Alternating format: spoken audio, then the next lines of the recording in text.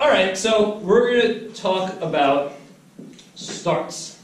Everything you ever wanted to know and more about how to start a race.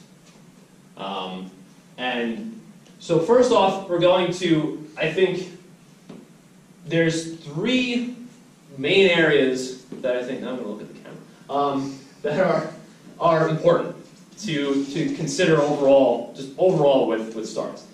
The first is the time, right? So let's just all be clear about what we mean by that, right? So we all know that there's a starting sequence, right? That there's, and how long is that? 2 minutes. Sometimes, like in practice, when we want to just get more races going, we do 2 minutes, but in a regatta scenario, it's always going to be how long? 3 minutes? What? 5 minutes? No, but in a college regatta scenario, it's always going to be 3 minutes. They don't do 5 minutes in college. So it's always 3 minutes. So a 3-minute sequence. Now, there's differences in how that 3 minutes is signaled out to you, right? So the standard 3-minute dinghy start sequence is what? Does anybody know? Anyone want to tell me what that is? So what does it sound like? What are you going to hear throughout the whole sequence? Whistles. Correct, yes. And specifically, what? So initially you're going to hear what? 3 whistles. Yeah, so it's usually three long whistles, right? And that's going to mean 3 minutes. Then, what's the next one? Is it 2 whistles and then 3 short ones? So it's 2 whistles. So then it's 2 whistles for 2 minutes. Then, right? So two long whistles. Oh, did they only do the 30-second ones like later? Yeah. So you're going to do 3 minutes. Then you're going to have 2 minutes. Then you're going to have 1 minute 30 seconds. So that's 1 long, 3 short. Then you can go to 1. And then there's 30, 20, 10, 5, 4, 3, 2, 1, go. 3, 2, 1, go. Now, it's essential that you do a couple things. One, you read the sailing instructions before the event to know what starting sequence you're going to use. Because very commonly, they don't use this. They use a modification of this. And that modification is Appendix C of the ICSA procedural rules, which simplifies this. And it brings it down to just 3, 2, 1, go. Okay? So if you read in the sailing instructions, and the sailing instructions are always posted on TechScore, what? What? Nothing. No, I was confused. I was just double checking something. Oh, if that's what Appendix C is? No, I wasn't, I don't get picked. Okay. That. Is it just tell me, am I saying anything wrong? No, I was just... Okay, just making sure I'm not missing something. Is it focal point for this class? Just because Jeremy didn't believe in saying the time. Oh, okay. So, Appendix C is just 3, 2, 1, go. So, Like 3 minutes, 2 minutes. right, so they'll go 3 long, then 2 long, 1 long, and then 1 long for go. Wow. Seconds. So the 3 minute 5, 4, 3, 2, 1. Correct. Right, so, what does that mean? Yeah, Jim. I just want to put on a side note that scientists, if they really want to mess with you, they'll do 1 whistle for each thing. So 1 whistle for 3 minutes, 1 whistle for 2 minutes, 1 whistle for 1 minute, and then 1 whistle for go. Have we really run into that problem in college sailing? Yes, and so here's where I want, so this is the point, the major point that I'm getting at here. 2 major points. Number 1 is to definitely read the sailing instructions, right? So don't be surprised if you go out there, you're expecting to hear, a regular 3-minute dinghy sequence in the 5, 4, 3, 2, 1, go, and you don't hear it, and it said they're using Appendix C in the sailing instructions. That means they're going to use that. But this also means, this goes to James's point, that sometimes even between these two things, race committees will mess it up and they'll make up their own variation on it.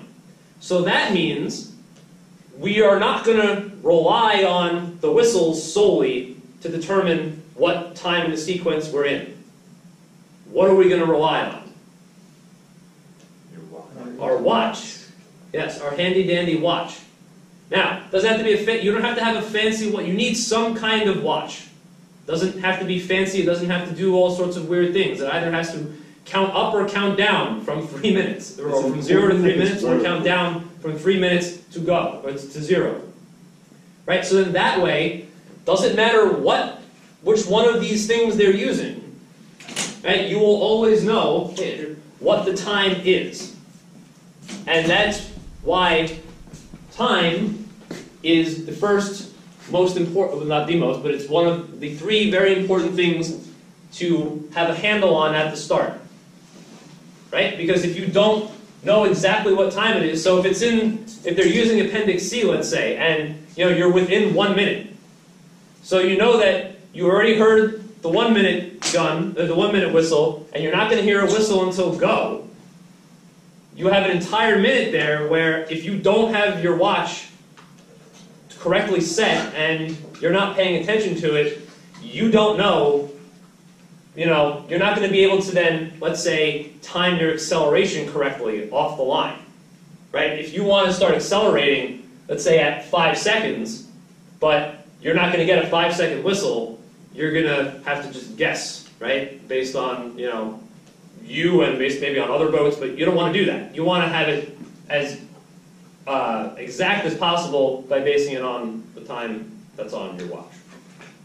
Okay? I think it's definitely, the more people that have a watch, the better, but it's really, the crew should definitely have the watch set, make sure their watch is set correctly, and make sure that they're calling out, Nick, hi, and make sure that they're calling out the time.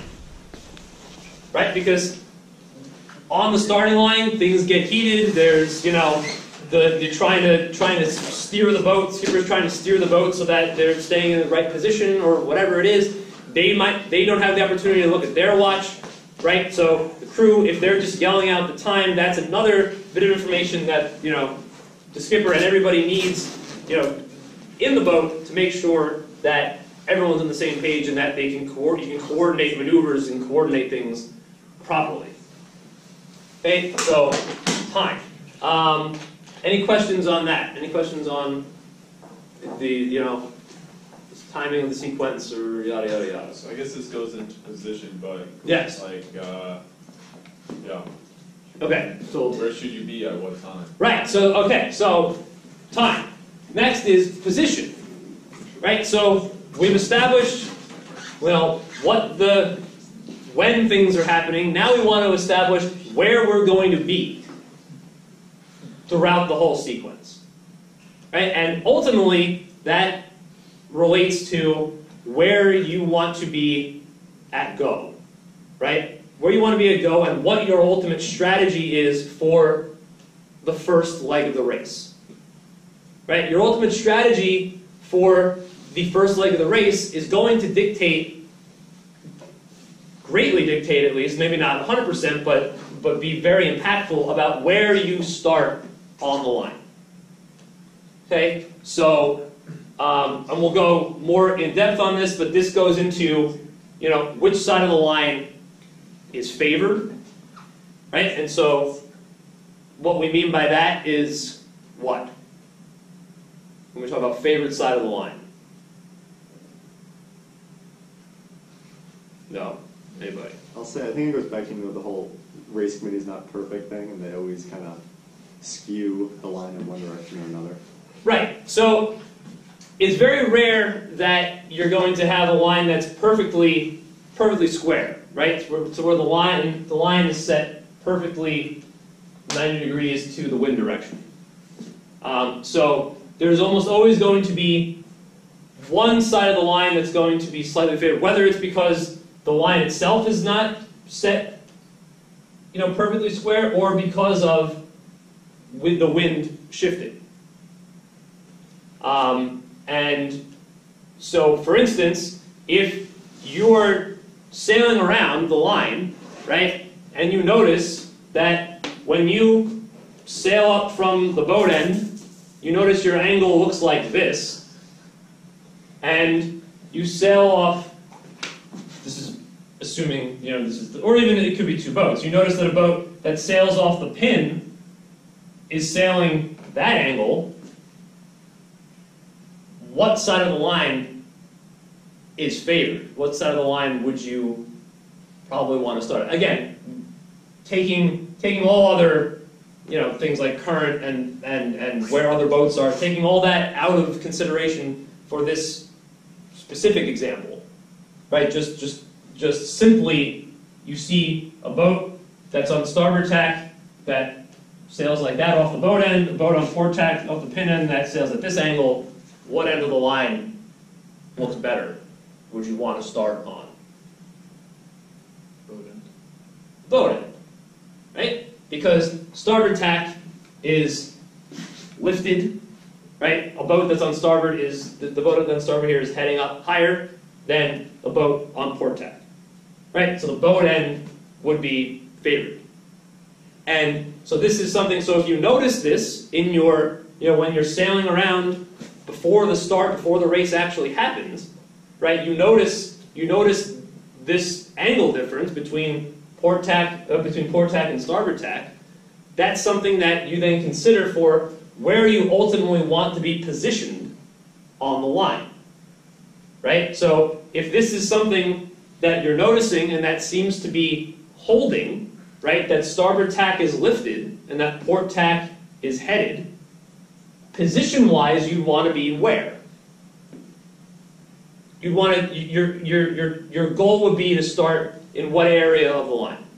Like we just said it, but the boat, but probably it doesn't have to be like directly at the boat, right? If let's say there's a ton of boats over there for whatever reason, and it's not super there's, let's say the wind, the wind's going to oscillate back or something like that. But the point here is, meaning you wouldn't want to be, in this scenario, right, you wouldn't want to be all the way down by the pin. Right? You wouldn't want to be all the way down the way. You'd want to be somewhere near the boat end of the line. Right? If starboard was very, very lifted, if the boat end was favored. Does that make sense? Well, we could go more into that in a second, but I just want to get to the last thing here. So positioning is really just talking about more of the, kind of the big picture, right? What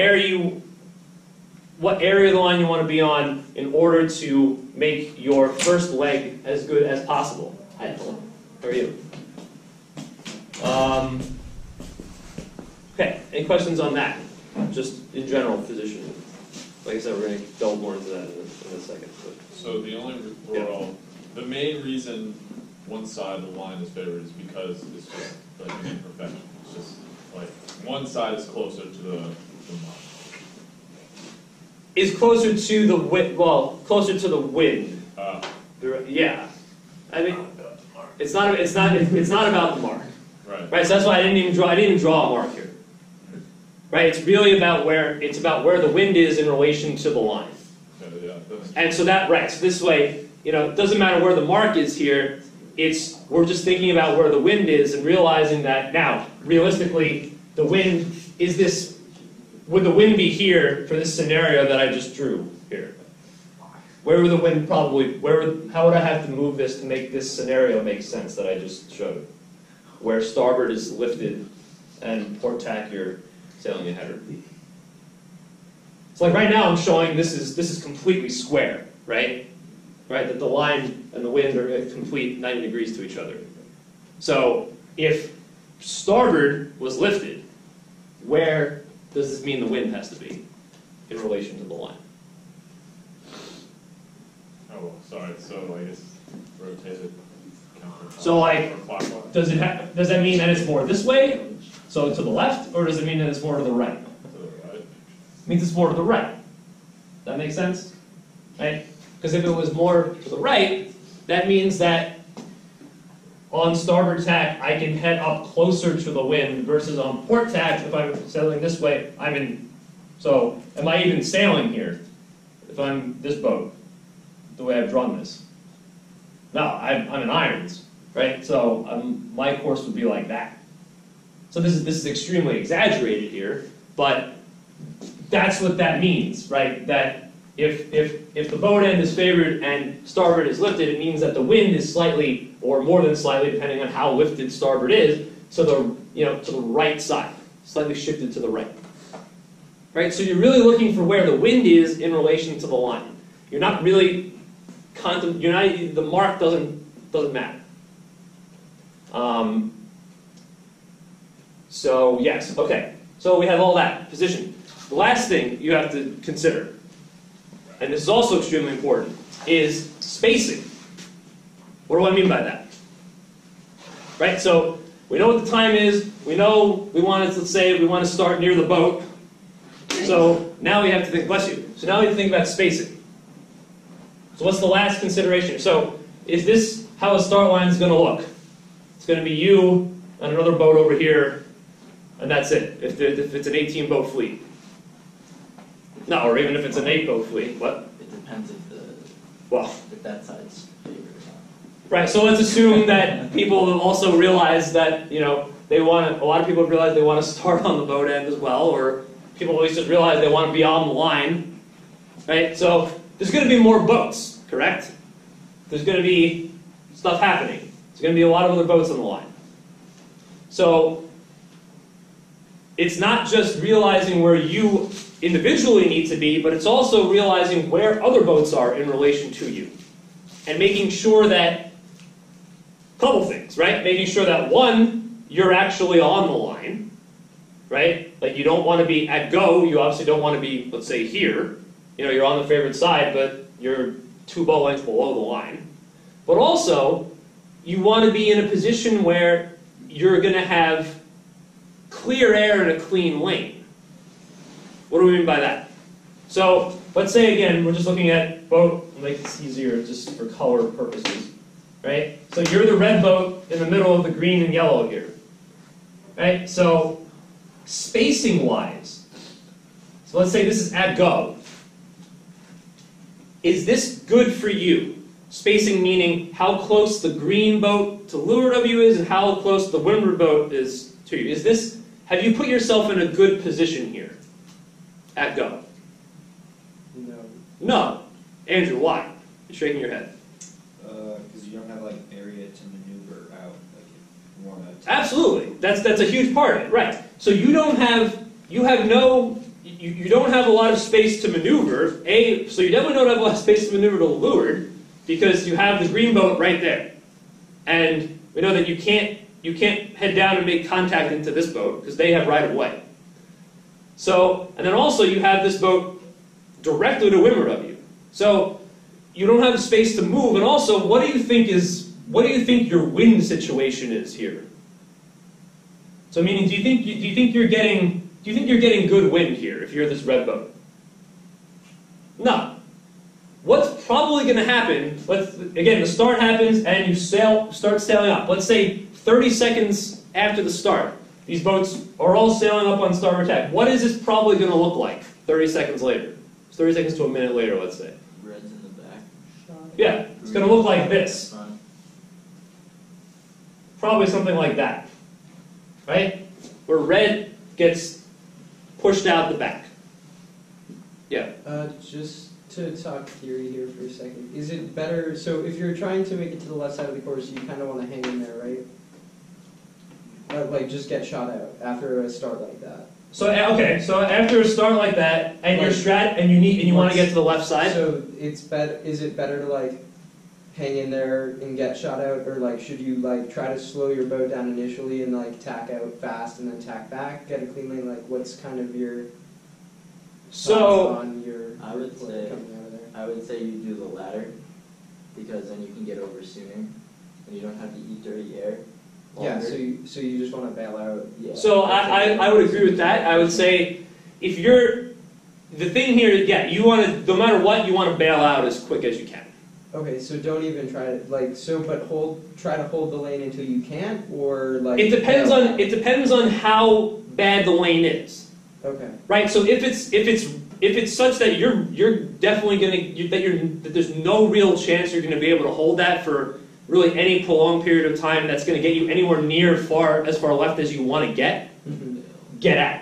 Okay. If there's some wiggle room there, right, where you can live there, and you can and even if you start to get, so we start sailing up, you start to get pushed back slightly. Should you try to slow yourself down and get out then, or like just hang? Out of this scenario here, You definitely want to get out of it. it depends. Well, no, I'm saying if you can. So it depends. It depends if you can. It depends if you can hold the lane or not, Okay. and how long you can hold the lane. Okay, so Because, well, again, like if you tacked out, just make the judgment. you're going to, and you're going to. No, but it's also you also have to think of why are you going. Like, why did you want to go? Well, why do you want to go to the left side? Okay, so it's like pretty dependent. Just make. Well, also, I mean, so if you wanted to go to the left side, one of my questions would be, why are you here?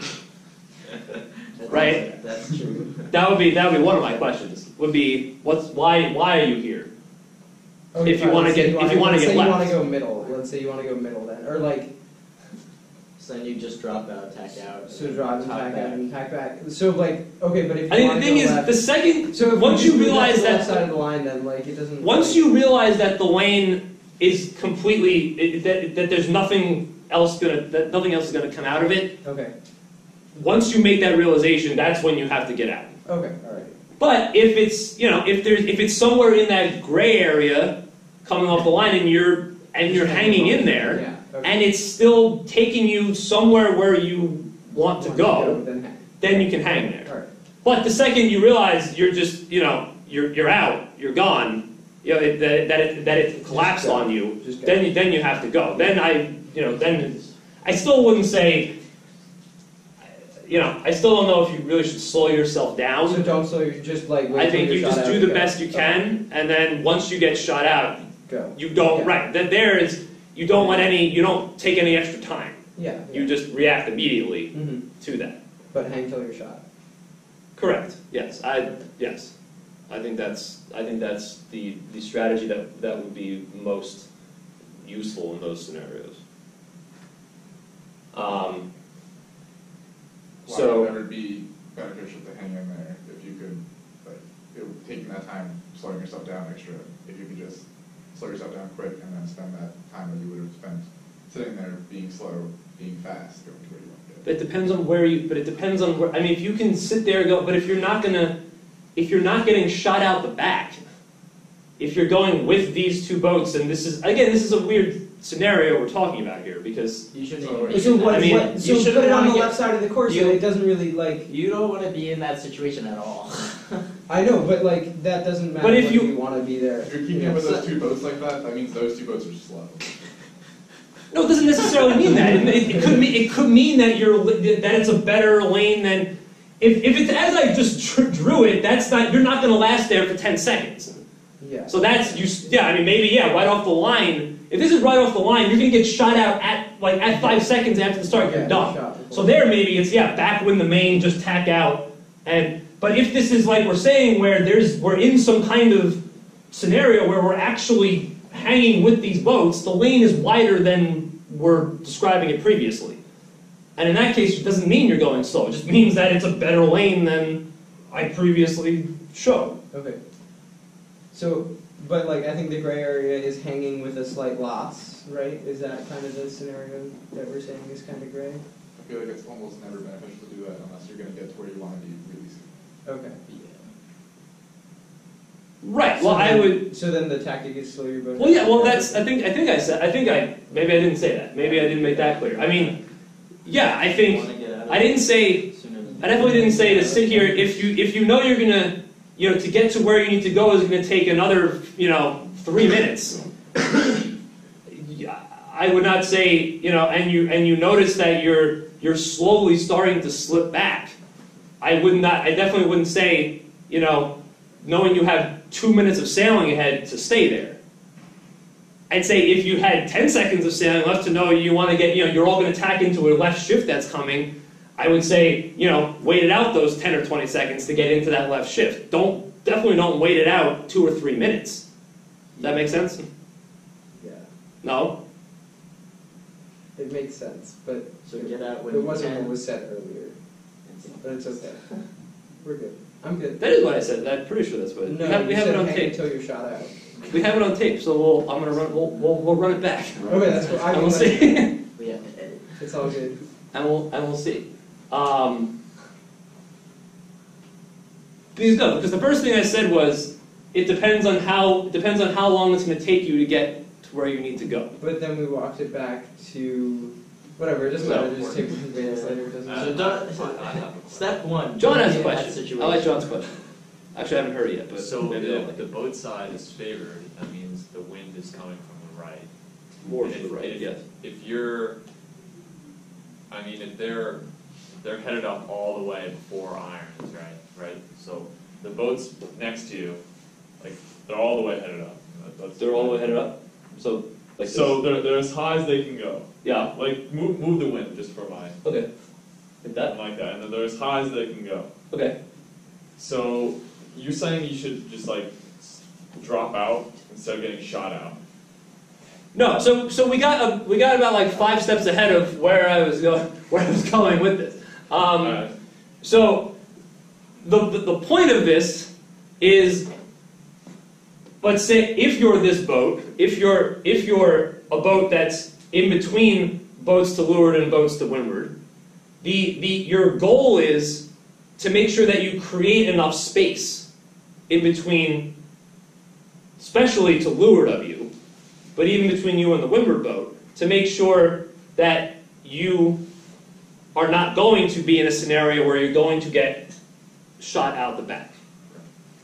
Right? So that's what our ultimate goal is. Our ultimate goal is to try to not be. The previous discussion was if you were unsuccessful in pulling off a good start, what should you do? That was what Jeremy's question was. This was where you were unsuccessful in creating a good lane for yourself, and you created a situation where you were, at some point going to get shot out behind these 2 boats. But the goal is to not have that happen. Right. So I guess I have another question. okay, go. Can you really create the lane, or you just find the lane? Because you can't really make the boats move, right? They're not going to move. No, you can definitely make them move. Oh, Yeah, how would that be done? you can definitely do that. So What strategies are used to guarantee yourself room on the line? that's go in there. Crabbing. so there's a lot. All right, we'll talk about that now. So Nick, what were you saying? Do you want my question? No, you had a strategy or no? No, I was asking what strategies. Oh, you were asking what What strategies. strategies guarantee you room on the line? Screaming at people. That's what I do. It doesn't work. You gotta be a good fighter too. Okay. All right. So there's a couple of things. So first off, let's preface this with all of these strategies. The big important thing is you have to be aware of what's going on around you, right? And so that means, especially crews, have to have eyes outside of the boat, looking at what the other boats on the line are doing, right? So the thing is, you don't want to be surprised. Let's say it's this, again, you're this red boat. You want to know, and just say you have this nice space here to leeward of you. There's a lot of distance between you and the next boat. You want to know if there's a boat coming from this side of the line that's going to swoop in there, right? Because you want to be able to react to that and potentially prevent this from becoming damaging, right? This becomes damaging if this boat comes directly to leeward of you, right? Very close to leeward of you, because then we're in that scenario, again, where we're in a crummy lane here, right? And we don't have space to leeward. So, eyes outside of the boat saying, okay, there's a boat coming in. It looks like, being able to see this boat coming in. Because if you can see this boat coming in before they actually do it, right? So obviously once they get in there, they have the right to head you up. It makes sense, right? They're the leeward boat. Right? Once they get an overlap on you, as long as they give you enough time and opportunity to keep clear, they can head you up to head to wind, right? So they can head you up into irons. So, if we know that they're coming, we know this boat's trying to go in there, what can we do to preemptively minimize the damage, so to speak? Move down the line. Or, Well, so, move down the line. But let's say we want to hold this spot here. Right? We want to be, position-wise, we've determined that this is where we want to be. So, what? Some of our more experienced sailors maybe, Vidar. You're going to turn down and let your main out, and then shoot up. Right. Except for the last part. So you're going to turn down and push your main out. What has that done? Does it give them room to get by you? Well, so what that's done is that's now, for the time being, taken up some of that space to leeward. Right? So now, instead of being able to, before they could turn you up here and get the overlap, right now, they have to come all the way over here. Right? But, what you're going to do is, because again, you're watching this happen, so you can preemptively do this. Once you do that, and they start, then this is where you come up, you shoot up really hard. So now, if you do it right, you're going to create space here. So, okay. When do you shoot up really hard? When do you shoot up really hard? When you're good and ready. Yeah, so I would say that's what, when they, yeah, so like once they establish the overlap. Right before you go. Right? Yeah. Right. So once they establish the overlap and they're starting to, and you've created that, but right now also you've created a lot of space here to come back up. Right? So then they establish it, they're yelling up, they're starting to yell up to you. You go up, but you go up all the way. Right? And you just shoot up. And again, what that's going to do is there's going to be some space there. What this also is going to do is this is going to allow you, it's going to help you create that space to leeward, but also it's going to help you hold this position to windward, right, on the line. Right? It's going to prevent you from sliding too much down the line. Because ultimately, if again, position-wise, we decided we wanted to be, near the boat, we don't want to be in a situation where we're continually sliding down the line, and then ultimately, at go, we end up in the middle or something. We want to try to hold this spot. So, even in the absence of defending against the boat to leeward, shooting up on the line is a good strategy to, yes, we love the term. It's the actual term, trust me. Shooting up on the line is going to help you maintain that space on the line to windward. Right? It's going to prevent you from drifting too far down. Right? So if you notice you're drifting too far, there's space now between you and this boat, you can just, trim in your sails and head up really hard. So that's how you are going to, the space to leeward is the most important thing. Right? The space to windward, not really that, it's still crucial, but it's still important, but it's not as crucial because as long as you're at least bow to bow, or maybe even slightly bow out on this boat to windward of you, you're going to have the advantage over them boat speed-wise. Right? Because they're the ones that have to avoid you. Right? You have the ability, let's say you have this space, even if this boat's here, you've done that, head down and then shoot up. You have that space, you have the space to head down, whereas, and not immediately be in a situation where you're going to, foul a leeward boat, versus this boat to windward of you is not in that scenario. Right? If they head down to gain speed, they have you directly to leeward them. So ultimately what might end up happening is if this distance is close enough and this plays out through, going up the leg, this boat probably will start to slide back. Right? And if they stay there, they don't do anything about it, they will end up even behind you. They'll get what's called, you'll lee bow them. So the space to windward, is not as important. You just want to make sure that the more important thing for the boats to windward of you is that you're actually, as far up on the line as they are. Right? Where you'll get killed is if, you're like this. Right? So the bow of the boat to windward of you is, half a boat length or more in front of you. Right? That's where you're going to get killed. But if you're bow even or slightly bow out, you're fine. It's really that space to leeward that you have to be concerned about. All right. So any questions on that? Yes, James. I just have a comment. Comment. Which is when you do the whole shooting up maneuver, make sure your crew's on board. Because I've had times where someone, the jib accidentally gets backwinded, and then you port tack into the starboard tack boat, and then you mess up the entire line and wind up fouling a bunch of people, and then you're going to have a really bad start. You sound like you tried this from first-hand experience. Okay, but that's a very good.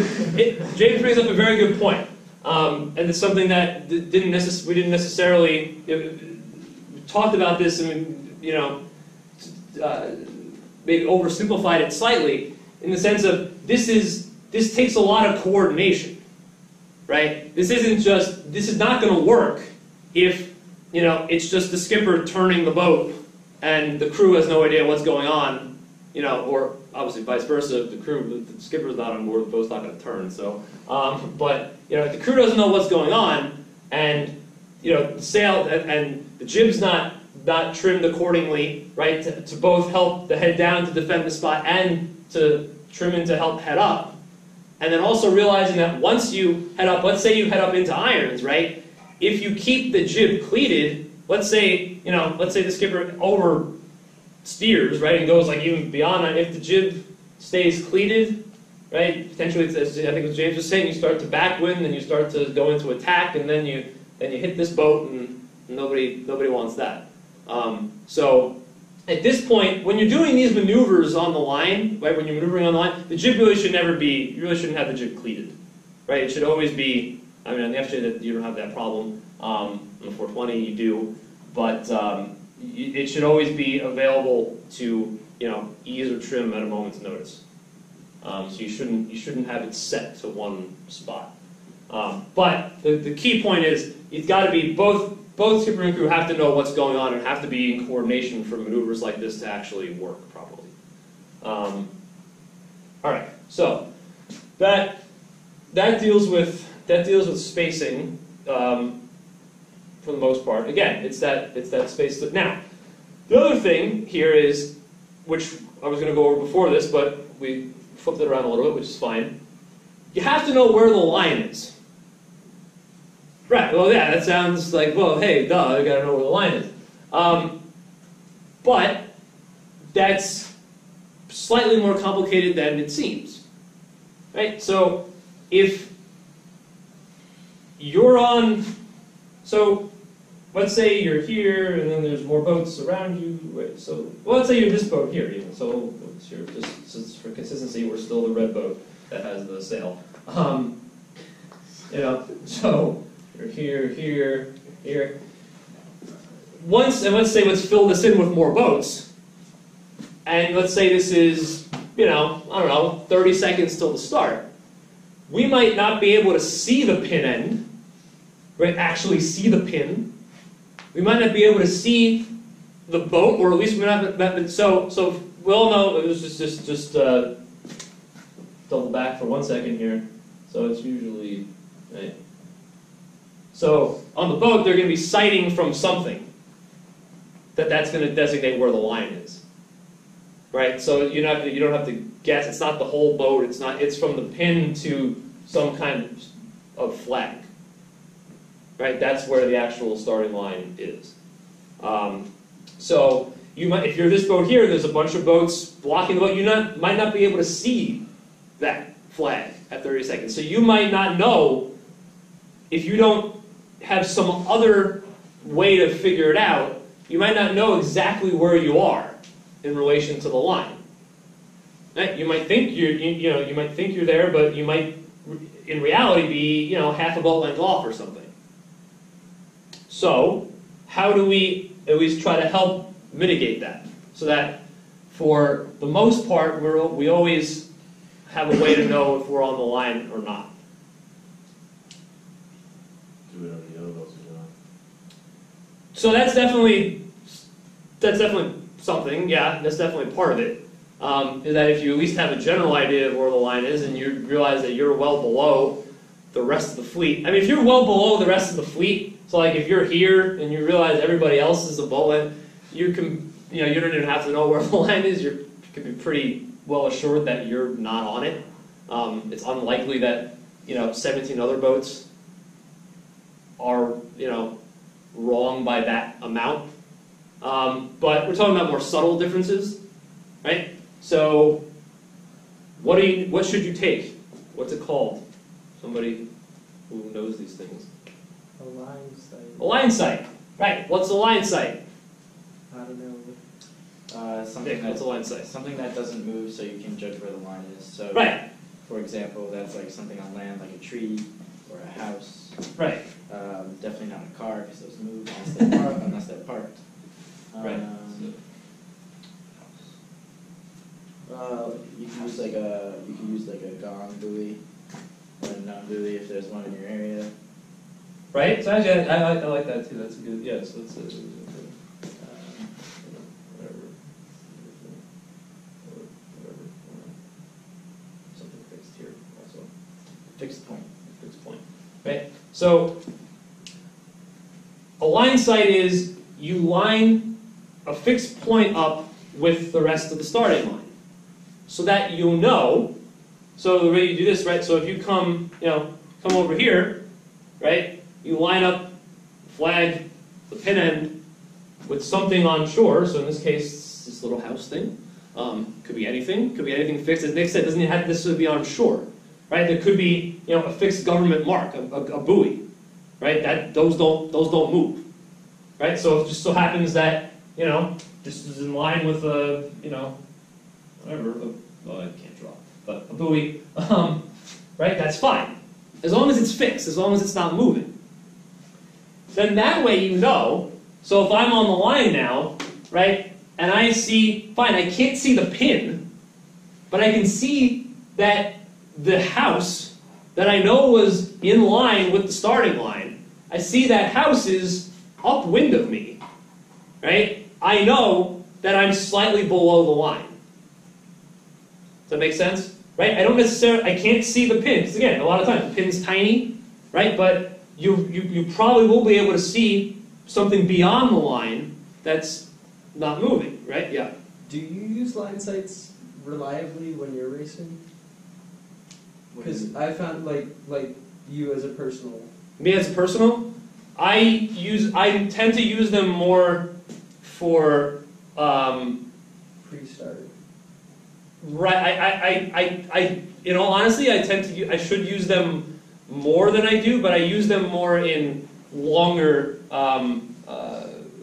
bigger events. So like when the line is very, very, very long. Yeah. Okay. I don't personally use them a ton on like shorter stuff, but I think it's something that I should get into the habit of doing more. Because I think it's just another thing that you don't even if you don't necessarily have a scenario where you're going to use it, it's a good thing to have in the arsenal if you do need it. Yeah. Right? If you do find yourself in a situation where it would have been helpful to have taken line sights, whatever, it takes 2 minutes, you just do it, and then it's helpful. I think in reality, with the small course stuff and the small line stuff, the way it turns out is you're mainly judging it. A lot of it is you're judging it on the rest of the fleet. Yeah. Yeah. A lot of it you're judging on the rest of the fleet. That's what I was curious about, because I Yeah. found it like really, like, not necessarily usable, There- not well usable in college sailing. I would say that I would Yeah. agree that there are fewer instances in college sailing where it's usable. There definitely are some scenarios, Yeah. but they are fewer and far between Yeah. than they are in longer Bigger, course yeah. racing and with, Yeah. with bigger fleets. I would agree, because I'd say usually on a college starting line, you're just going to be you have an idea, and you're going to be based with where the other boats are. And you're gonna, and also it's short enough where you're probably gonna be able to see, for the most part, if you're well over or not. So if there's any question, right? If you're with a group and it's questionable, unless you know 100% for sure that you're above the line, you just go with that group and you just go. Yeah. And I mean, even if it's a large group, you just want to be bow out anyways, right?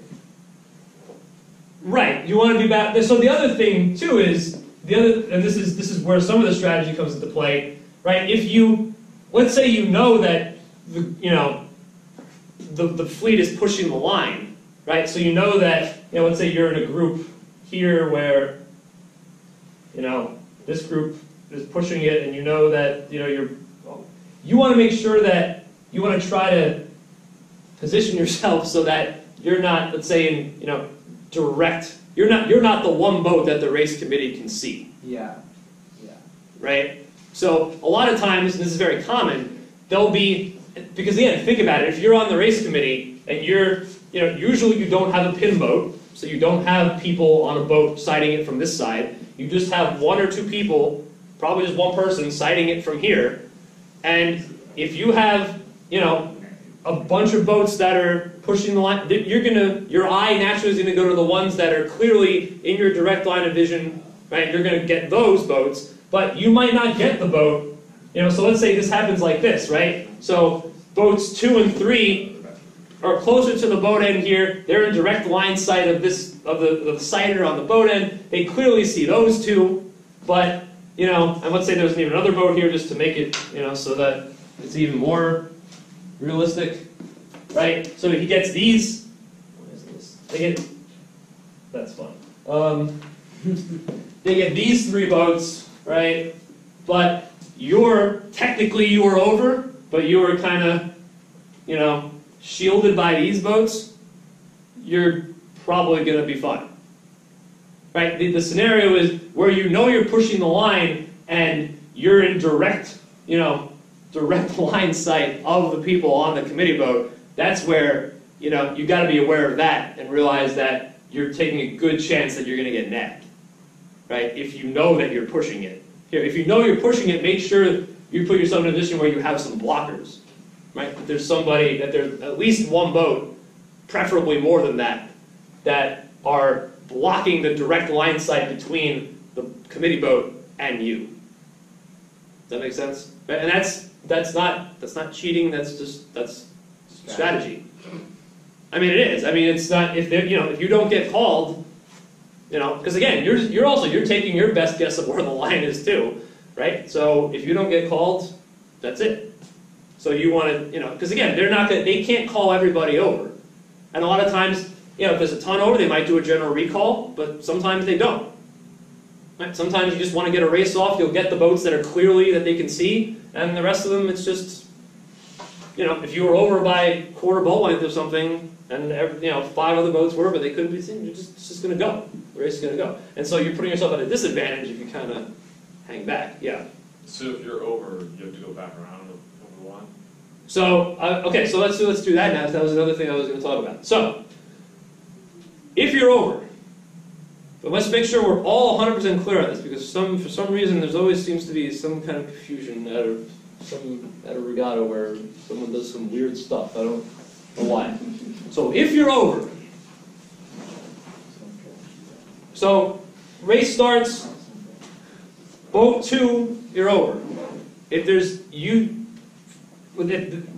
barring anything else, that means you just have to sail back down through the line. Okay, so you just have to go this like that. Okay, that's if there is no 1-minute rule in effect. That's not in effect, right? So the I flag, or the 1 minute rule, 1 minute rule. It is a yellow flag with a black dot in the middle. However, 1 minute rule. They do not have to fly this, right? This can just be verbal. And it's actually, so in the ICSA procedural rules, after a general recall, the I flag is automatically in effect. Okay? They don't have to have a physical flag. A lot of times they don't have a physical flag. So that's just, most times they don't. It's just verbal. Right? And they'll say, they'll say, the I flag in effect, 1 minute rule in effect, it means the same thing. If that is in effect, that means that if you are over, let's just take the scenario of you're over at the start, right? So, the race starts, you get called over. You cannot clear yourself by sailing back down through the line and then restarting. That is not the way you do it. You have to, the other name for this is the around the ends rule. Around the ends. Which means exactly what it sounds like it means. Is you have to go either around, you've got to sail all the way around the pin end. You come from the outside and come back in through the line. Or you have to go towards the boat end, again, outside the boat end, and restarting through the line. So, what? What's up? That's a major penalty. Well, if the I flag is in effect, where on the line, and let's say where on the line would it be the most detrimental to be called over if the I flag is in effect? So if you have to do one of those around the end thingies, where do you not want to be? Andrew? Like in the middle. Yeah, the middle. That's bad, right? Because realize there's, number one, there's the distance that you have to sail. Number two, it's not going to be as simple as just sailing over here. You're going to have a bunch of boats to leeward of you, you're going to have a bunch of boats to windward of you. So you're going to have to wait for the opportunity to either, for those boats to pass you in order to slow yourself down to get behind them, and same thing for the boats to windward. So, the I flag is in effect. Do not be over the line in the middle.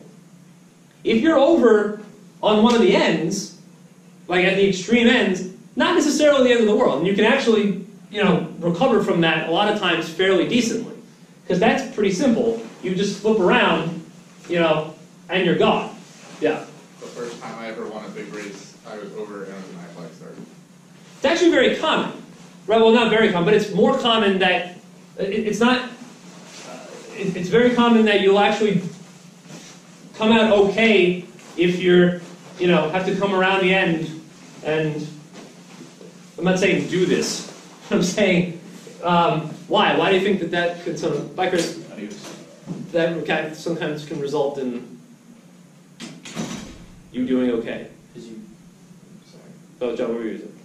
Because you're not around all the other boats. Okay, is that what you were going to I say? was going to say, because you can get a clean lane. You can get a clean lane, you can get clear air, yeah. So a lot of times that, can be a blessing in disguise, but you don't want to, it's not your goal. Your goal is not to be over. But however, the reason why this is called the 1 minute rule is that this is in effect from 1 minute down. So normally, right, if this is not in effect, if it's 30 seconds and you're over the line, you can just dip back down, right? And reposition yourself. If the I flag is in effect, and let's say it's 30 seconds till the start, and you're hanging out up here, you're going to get called by the race committee. And in order to clear yourself, you have to do that same thing. You have to go around one of the ends. Or like that.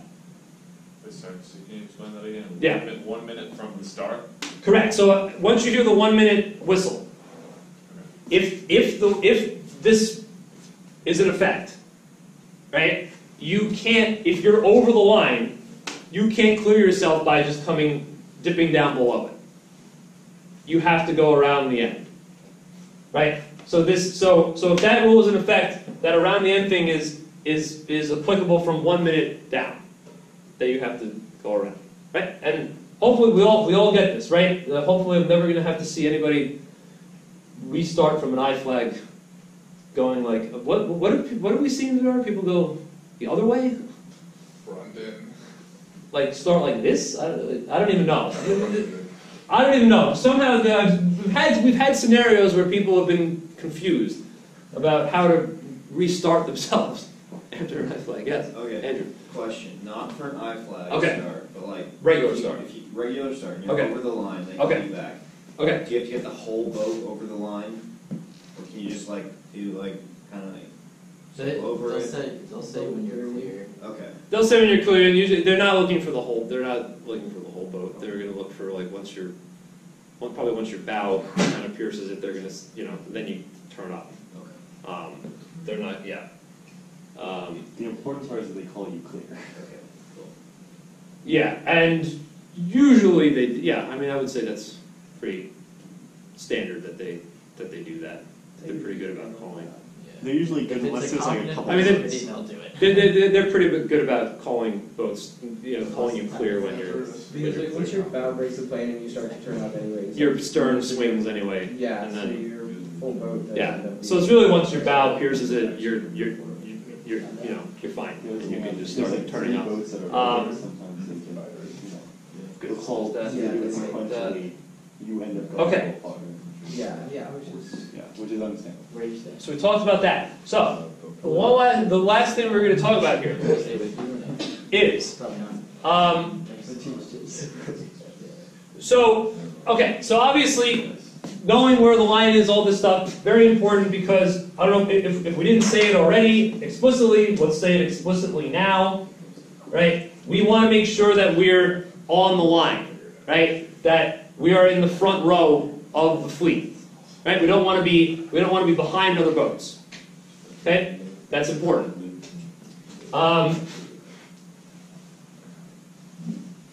What needs to happen here? So let's say everything's going fine. We're starting. We're sitting here. We're sitting here. Our sails are luffing because we're stopped, and we need to accelerate. Right? We need to. We need to start. We need to start the race. It's especially if it's light wind. It's not simply just pulling in the sails and going. Right? What? I've actually done this before, I think. I think you have, yeah. Yeah, I do. So this is at about 5 seconds or so.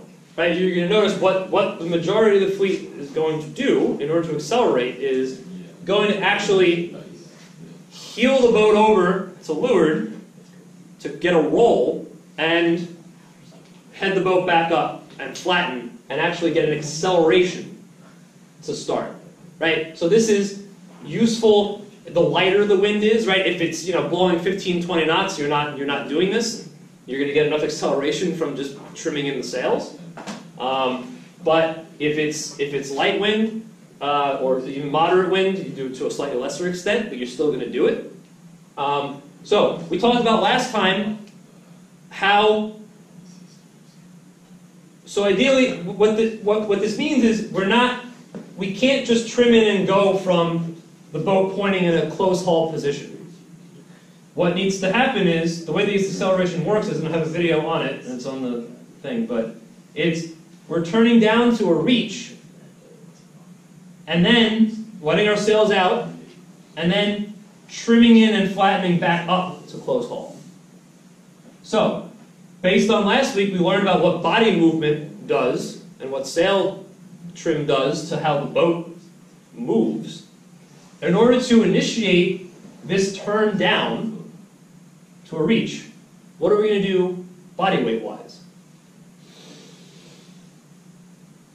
So to help the boat turn down, do we want to bring body weight to windward, or do we want to bring it to leeward? Do we want to You want to bring it to windward. to windward? Right. So bring the body weight to windward. So slightly, hike out, not really, but bring your shoulders even, bring your weight to slightly. You don't want to bring it too dramatically because you can't be rocking, right? You can't like bring the boat past the mast past vertical more than once, so you can't like rock back and then rock down and then rock back up. But it's a slight body movement to windward to help the boat heel down. What sail-wise, what should we be doing? Just initially to help it turn down. Jeremy? Jib in, main out. Jib in, main out, right? That's to help the boat turn. Now, once it starts going down to a reach, what are we doing with the jib? Are we keeping the jib in all the way? Like, are we keeping it as much? No, we're letting that ease, right? It's because we're sailing now. We're on a reach here, right? And then, what do we do? Well, now we want to turn. Now we want to get the boat to go up, and we want to get heel, and we want to. So trim. So we're definitely going to start trimming the sails, and then in order to get the boat to heel and turn up, we're going to do what with our weight? Leeward, right?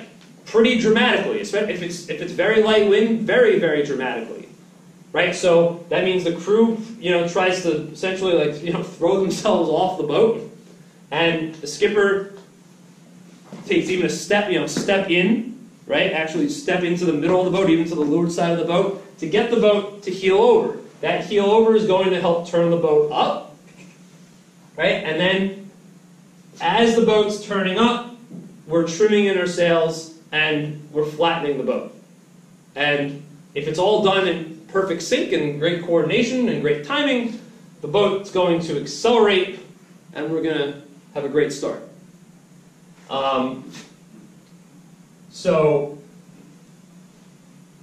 But that takes a lot of practice, takes a lot of timing. The thing, especially with the timing, is you don't want to do it. You want to make sure that you're doing it, when the other boats are doing it, right? You don't want to be doing it and also in relation to the start, right? So again, usually it's around that 5-second mark, 5-6 seconds, where boats are going to initiate this turn down. Right? Anything much before that, and you're doing it too early. What's going to happen is you're going to get this done, you're going to accelerate, and you're still going to have, say, 3 seconds left, or even more, depending on if you did it very early, and then you're going to start slowing down again.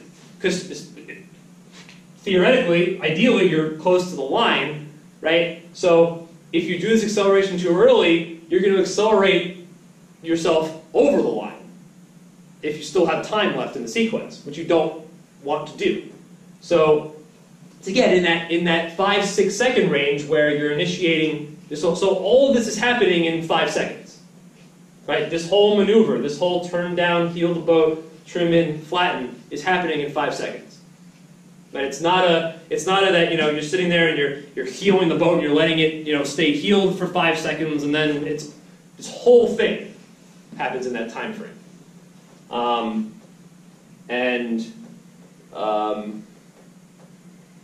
Right, and so there are, I don't have to show, it's on the Chalk Talk thing, there's videos on accelerations. So you can watch those, and then we're obviously going to we're going to work on those a lot at practice, because those are very important things. It's a very important maneuver that is, if you can't do it properly, it's a big detriment. Just one last thing that I noticed was on there. So this is so sometimes it's not always a pin. That's like a little buoy. That's the pin end of the line. Sometimes it's a boat. So this is just something you have to be aware of, and be aware of everything that then comes along with it being a boat. So this would mean again that there will be a flag somewhere here, right, that they'll be sighting from. But realize if there's a boat, what comes along with that? More people. Well, there's more people, but also, More boats. well, yeah, but like You can't be as close to it. you can't be as close to it, and also think about when you're coming off of it, depending on, the boat's going to be anchored, right? Right, so think about the anchor line here, because it's not going to be like a little buoy where the anchor line essentially is just going to go straight down, assuming that they have it, that it's not too long of a line, if there's actually some counterweight to it. It's essentially going to go straight down. An anchor line is not going to look like that, right? There's going to be some anchor line out in front. to the point where, you may be able to just, get really close and skirt around the mark if it's a buoy, but if it's a boat, you have to be aware that if you get super, super close to it, there's going to be an anchor line there potentially that you can get snagged on. Right? So that's, again, just something that you have to be aware of, and just having that, in your mind, and realizing, okay, I got to give myself maybe a little bit of extra space here. If I'm trying to start right by the pin end boat, and it's a boat, I have to give myself a little extra space and make sure that I'm actually going to clear it, versus I could maybe get a little bit closer if it was actually just a buoy. Right? Just things to be aware of. Again, just going on the overarching theme of keeping your head out of the boat and being aware of what's going on. Right? What are all the different aspects and inputs that are present that are going to result in you getting the best possible start. Yeah. Okay. And we won't talk about current or anything. But yeah. Okay. Cool.